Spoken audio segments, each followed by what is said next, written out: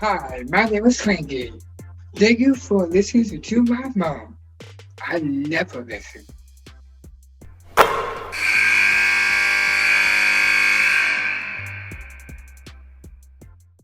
Well, it is my pleasure to be joined by the head coach of Dayton and Tamika Jeter, Coach Tamika Jeter. The Raymond just feels like it should fall off of my tongue, but um, I have been watching you since you were a high school player in Dayton. I remember going on a recruiting trip with Nancy Darsh to watch you play when Nancy was the head coach at Ohio State and I was the director of marketing. And part of the reason why I went is because my husband and I were living in Springfield at the time. So it was kind of in between, and she was going to be passing by anyway on Interstate 70. Tamika, it's just great to have you. Thanks for being with us. Thanks as always, Debbie. This is awesome. I mean, you always put a smile on my face. I'm so proud of you. I mean, I'm just proud of everything you've accomplished. You have a Hall of Fame resume based on your playing days, and now you're working on it as a coach. Yes. How's it going? Tell a little bit about your journey because you didn't start at the top, right? You've worked your way through. Yes. I mean, as an assistant coach, Jim Foster gave me my first start, right? And then through Bonnie Henriksen, learned a lot, Kevin McGuff, Coquise Washington, and my mom, we find out during COVID, has severe short-term dementia. So we stepped down from there, and Brian Agler calls me. Brian Agler at the time was just retired after, I think, 25 to 26 years in the ABL and the WNBA, right? Won a couple world championships, and he was also the coach that drafted me to the Minnesota Lynx in 2002. And I'm sure we could talk about him forever. He called about a D3 job at Wittenberg University in Springfield, Ohio, which I thought he was crazy. I told him I never wanted to be a head coach. I loved being an assistant coach. I loved getting kids better. That's why I stayed in it for so long. And I took him up on it, took a job. He hadn't been good in a long time. Timeouts got shorter. Resources got lean. I had your son working for me most days. Exactly. He was my best resource because he was too young to tell me no, which is always good for young people to always ask, do you need anything? If anything you can learn from your son. He was there, and we ended up going to the NCAA tournament and winning the NCAC. And at the time, I thought Brian Agler was crazy to call me to be a head coach at any level. But what I learned is those kids were so passionate, and I coached them so hard, and I couldn't believe that a group of young women could pay to go to school and have me just run them through the mud the way they did and come up winning a championship. Well, you touched on a lot of hot buttons there, for me, because you did mention my son, Joey, who had a great experience learning from Brian and you. And now he's there full time at Wittenberg, and he's really learning the job, trying to be in college athletics. And you've been a big part of his journey, and I'm grateful for that. And then there's Brian. You're right. 4 national world championships, 2 in the ABL, 2 in the WNBA. He also has a Hall of Fame resume that one day he should be rewarded for it. When you look at the resources of a Wittenberg versus the resources of some of the other places that you had, what was the first thing you learned very quickly about how to coach this group of kids, knowing that you weren't going to have the same monetary resources, but you could provide these kind of resources right here, what you have? Big thing for them, there was a lot of turnover at that time in that position. So coming in, there was not a lot of trust. It was, hey, coaches come in and leave here. And Wittenberg had been a really good program. Great resource. I mean, great facility. So from a facility standpoint, great. Athletic director standpoint, bar, none. The president, that part of it was great. But there's 30 kids. You have a JV team. Right. Tamika, what? It's a JV team. What is that? I have 33 people on my roster. How do you manage that? How do you get through a practice? How do you keep everybody in tune? There's a lot of 11-man practices. There's a lot of full court shooting drills. So it really made me really tap into the resources I had in my past and the coaches I've coached under, and as to how to move them forward. The big thing was building that relationship and that trust. I had a very senior group that came back to prove themselves because they were 20-win season kids, but they weren't championship kids, right? And so I think in December of that year, we were like 3-5, right? And everything was going downhill. We were getting hit by COVID and we were losing games. And at that point, I really didn't care. They were chasing wins. I wanted to win a championship. And that's where we met halfway. So we had a lot of meetings. Some I gave in a little bit to them. Some I probably they thought leaving those meetings I gave into them, but we really were going to do things at a championship level. But those kids responded, Debbie, and I still talk to them at least once a month to this day. If they have something, they still reach out to me to this day.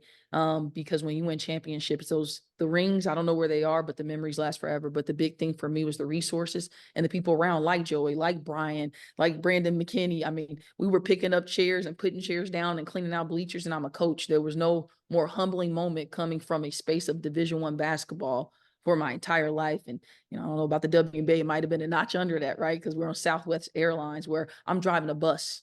I'm in charge of the golf team, and I want to just tell you, they had their biggest game. I don't know nothing about golf. I didn't know when to turn the car off or whatever, but I cheered those kids on, and we actually got a placement. Also being an AD, right? Being in spaces like that. But the resources were low at a D3 space. The facilities high, but the people are even higher. And that's what you learn, how important people are.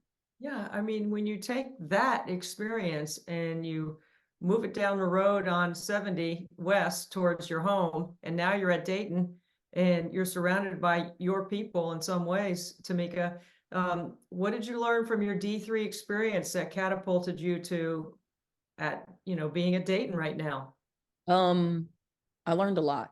I think something as small as my first time out against Wilmington as a D3 coach, and I'm like talking to my one assistant coach and then my one special assistant who doesn't get paid, who shows up because they have a full-time job type of deal.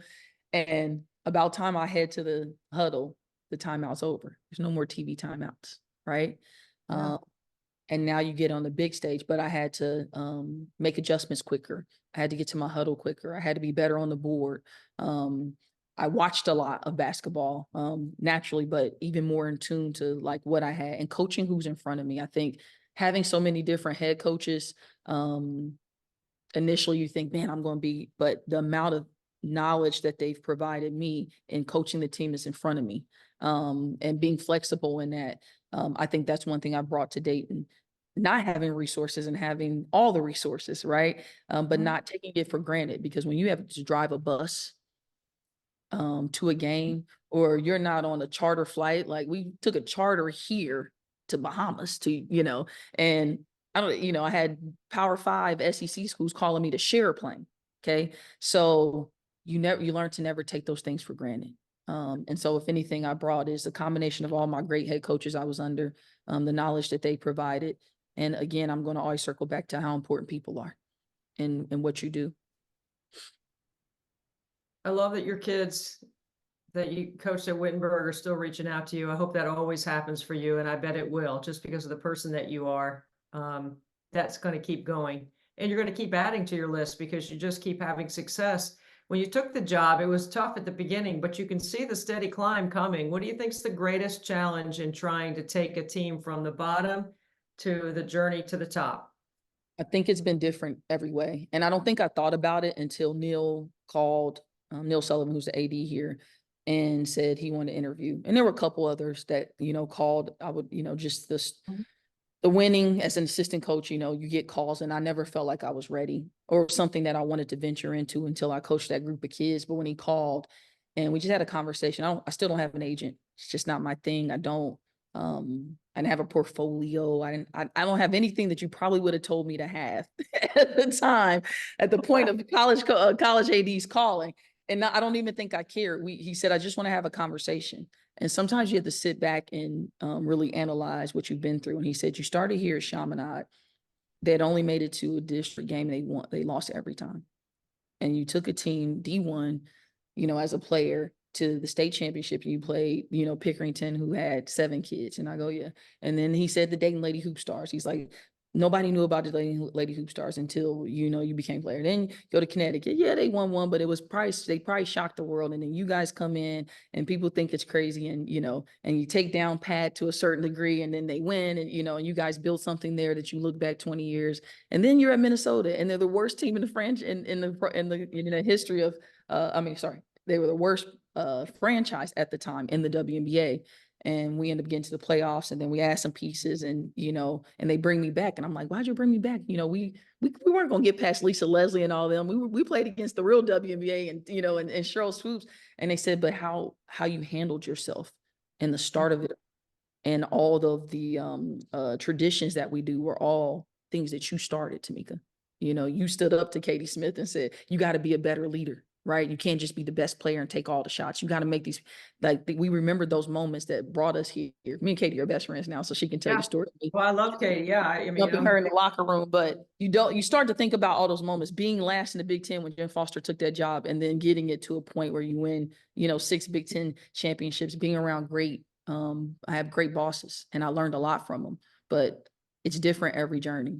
NCAC, Wittenberg had seniors who thought they knew how to win games, but they didn't know how to win the games it took to win a championship. Here, bottom. I mean, I took over last year. You had 4 players who never played, who stayed. You're adding new players who are promising, and you have to trust, people talk about trust the process. You have to really trust the process and really focus on getting better every day and take the punches like they may. And don't get kicked out of games the way I did today, Debbie. That's what you also we're going to get there. We're going to get there because I want you to share your story. I'm just going to mention something about Katie, and it just made me think I need to have her on this podcast because you brought up my son, Joey, when she was playing in Columbus. I was living in Springfield and in the Dayton area. And I would drive over to call their games on coaxial cable. And I would take Joey with me, and he was 2.5. He would sit on my lap, and watching Katie is where he learned what points, rebounds, and assists were, because he had a little piece of paper and he would mark it down. I'd tell him which was what. And he learned part of the game watching Katie, which I think is just really amazing. I wrote Katie's Hall of Fame article for the magazine for when she went into Naismith. And she's been a big part of my story too. So I should probably have her on so that we could share some Katie Smith stories. She's just absolutely amazing. Amazing.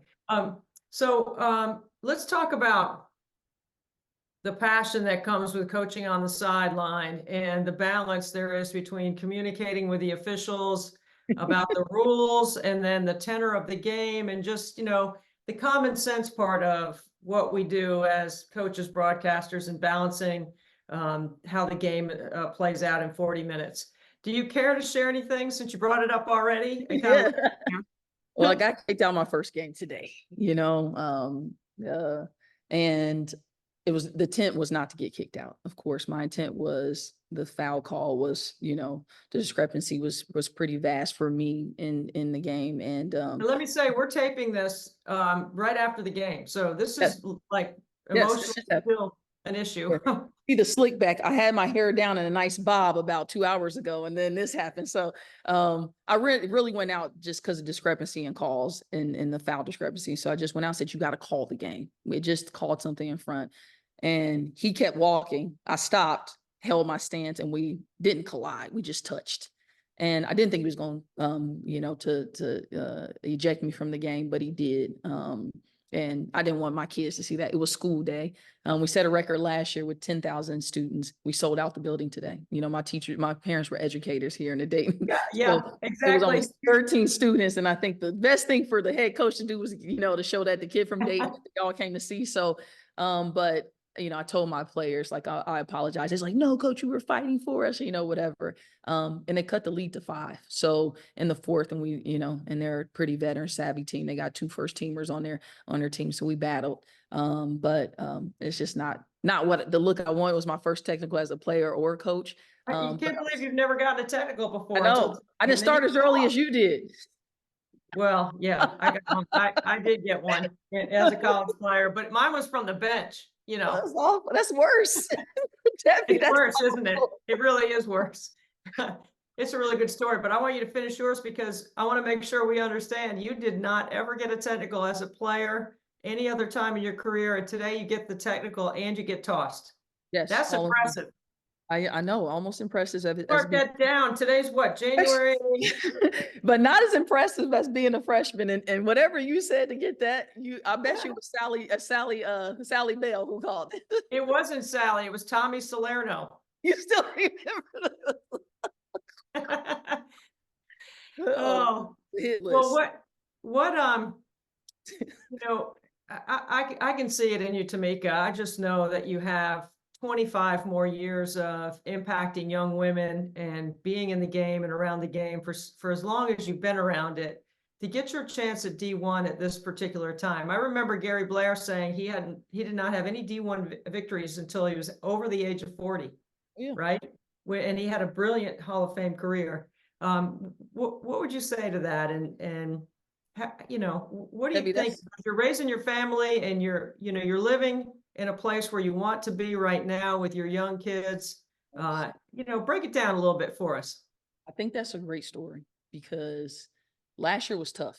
We won 6 games. Now we won more games we won last year, right? That's huge. Right. But to get through a season where you're walking into games and you might not have the firepower to battle at the level that you want to. You read those stories. Gary Blair, Kim Mulkey, Don Staley. I mean, people forget, they see the Don Staley of right now and they forget how hard she went to Temple. You know, some people go straight to D1. She took a Temple job and had Candace Dupree and created a lot of energy around that. And at the time I was on my way to Kentucky and I was working for ESPN at the time. And if I did a job in South Carolina, I wore flip-flops because she was gonna get racked. You know, I mean, she took the worst job that you could possibly take at that time in that SEC, and made it a powerhouse. So I read all those stories. Even Susie Merchant to come in and do what she does, Jim Foster, St. Joe, and then Vanderbilt, in a highly competitive SEC, right? When were their first winning seasons? When did they finally turn Katie Meyer? When did they finally turn this corner? It took years, right? It took years. And so for me, having those people to be mentors and that I can call on, and then some who weren't successful. Why weren't you successful? You know, the number one thing they say, the people I chose to put around me. That's why, that's it. And I needed to grow up and mature in these certain ways in that space. And so paying attention to why people weren't successful is always very important. And I interview everybody. I took a long time to take a job. So I interviewed everybody.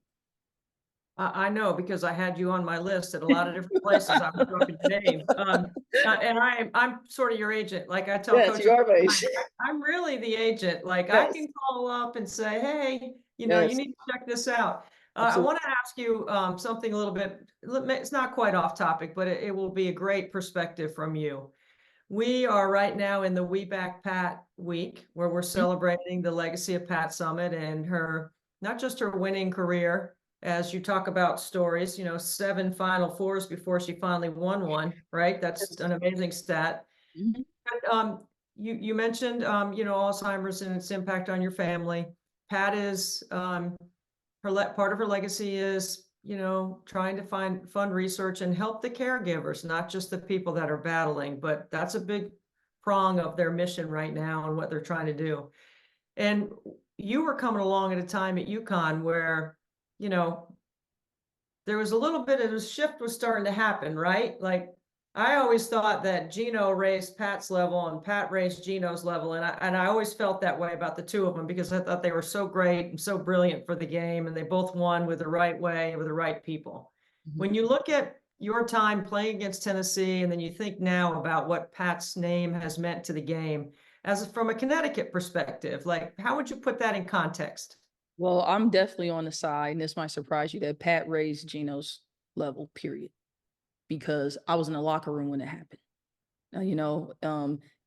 There are not too many people who got under his skin. She was the only one. Her dark empire made him not sleep at night, And so, but I think it takes someone reaching that level for other people to shoot at it, right? And I think he was one that wasn't afraid to get in that battle a little bit. But he wanted everything she had at the point and that she built. And it was amazing because you go play at Tennessee, it was rocking. You had to listen to that ugly song that they listen to all the time. And they had 20 different colored oranges in there. And we all got recruited by her and said no. We were the first group to say no. But we were also the first group that came in and they didn't win in the 4 years we were there. And when Pat Summitt and Mickey DeMoss walked in my house, they said, I guarantee you'll play USA basketball. I guarantee you'll be in the NBA. I guarantee you'll be an All-American. I guarantee you'll be all SEC and you'll be another one of the Meeks. That's and you'll graduate. There were the absolutes in her conversation. My mom was like, take her now. Oh, you can And then when I said, hey, I'm not going to Tennessee, my mom thought it was crazy. So did everybody else when at that time people forget how dominant she was, right? She cleared the rack. Me and Swin were done deals in Tennessee. And, it was this crazy Italian guy telling us we can do that, that we could win, we could make it, make history up here. And we went that route. And so Pat Summitt is everything. When I would be in the press breaker, because that's back when they used to press and do all, and she'd be behind me. You ever walk through your house in the dark and there's nobody in the house with you, but you feel like something touched your back? That's what I felt like, that snarl behind me. She just had that power, that energy. So, I mean, Pat Summitt is everything. She's a big reason why the game is where it is right now. She left a phenomenal just legacy behind in so many ways. We lost her too soon, and to see my mom go through the same thing as she went through, and to see somebody so powerful, a powerful woman, like you got power. My mom was powerful, just like Pat, be so weak at times. I love the fight, and I love the energy that her foundation is bringing to this cause, because I'm living it. I want to just put one drop line on all of that, because I think this is a good way for people to understand exactly what you're talking about, because you're right. It was an incredible battle between two big time wills in our game, and it elevated all the games. So not just each other's programs, but when Pat was had been diagnosed and had announced, that she was going to create the foundation and she was going to try to help people, I happened to be at her house the day that she was trying to craft a thank you note to Gino for his $10,000 gift to her foundation. He was one of the first to make that donation. And it was a challenging conversation with Pat, right? Because, they were such fierce competitors, and there was some dislike at one point, but they never lost respect. I never thought they ever lost respect. But now it was starting to come back around, right? Like the respect was starting to grow, and you could see there was some sympathies on both sides about each other's relationship. Right after that, I was at UConn for a game, and I asked Gino before the game, I said, hey, I'm not sure this will come up in the game, but if it does come up in the game, is it okay with you if I tell everyone that you made a gift to the Pat Summitt Foundation? And he went, how do you know about that? Say, I know everything. I'm Debbie Antonelli. No. I thought he was going to get mad at me, right? So right. Oh, yeah. I said, Coach, the only reason why I know is because I was with Pat when she was trying to craft her thank you note. And I'm not going to say he cried, because that wouldn't be it. But the look on his face and his eyes, the way he looked at me, I could feel his emotion over it. Like it definitely touched him that she was, over all the years of their relationship. It gives me the chills even sharing the story with you, because it was a moment that I had with Gino that I'll never forget. And I did relay it back to Pat, and she was as emotional as well. It was really interesting, how the two of them went about conducting their business, and then how it all resolved, at the end. So that's a wonderful way for us to, Tamika, you and me, we could keep going back and forth and on and on. You should have brought Joey on. That's my guy. I'll get Joey next time. Yes, I'll get Joey next time. He has the utmost respect for you, and he enjoyed his time with you. And I'm so grateful that my son could be around a great woman like you, so that you could help usher him into the college athletic space along with Brian. So thank you for doing that. And thank you for being on the podcast. I know. Well, it won't be the last time. I got something to sleep for my Joey. Because I really enjoyed working with him. He was very steadfast. And I tell my young people this all the time, because I was a GA. When people come up to you, and Joey would do this, do you need anything else? Your son is an introvert. He's just like my husband. They're not going to say much, right? Right. But he's a doer, and he's an action-driven kid, and he's young, and he's learning. But he'd always say, hey, do you need anything? And that line is everything. That line got me a job with Jim Foster. Do you need anything? I was answering phones. First round, I'm answering phones. Do you need anything, coach? You good? All right, I'm going to go home. I got to go get my workout in.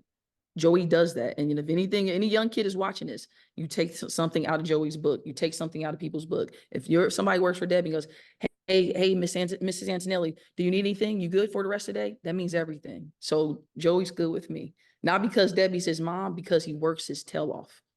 That makes me so proud. Thank you for sharing that. And he's going to be really excited about all the nice things you said about him. So thank you. That's my homie right there. He got me through, Debbie. You have no clue. Yeah. You know, it's funny because in our family, you know, Patrick's the D2 point guard, and then Frankie gets all the attention. As a matter of fact, we just throw it out there right now. If you have not seen the Netflix Love on the Spectrum, which is trending Yes, #1 yes, on yes. Netflix, Yes, yes. Frankie and his roommate Tanner are season 2, episode 2, and Frankie has a little speaking part in there, but his roommate Tanner is a part of the Love on the Spectrum, and it is absolutely amazing. So I highly encourage you, you Oh, know, I'm like watching. after you break it down tonight and you got a Yes. minute, you know, skip right to that, and you'll see Tanner and Frankie, and they have a scene in their apartment, and it's great. That's awesome. Well, Frankie's all, I mean, he's the most famous Antonelli, so we already know. That's Right. awesome. We know. I'm We gonna know. watch it. Tamika, you're the best. Thank you so much for being with us on Nothing But Net. We wish you well the rest of the season. Stay healthy and stay on the sideline. I am. Okay. Thank you, Debbie. I'll see you guys. Thank you.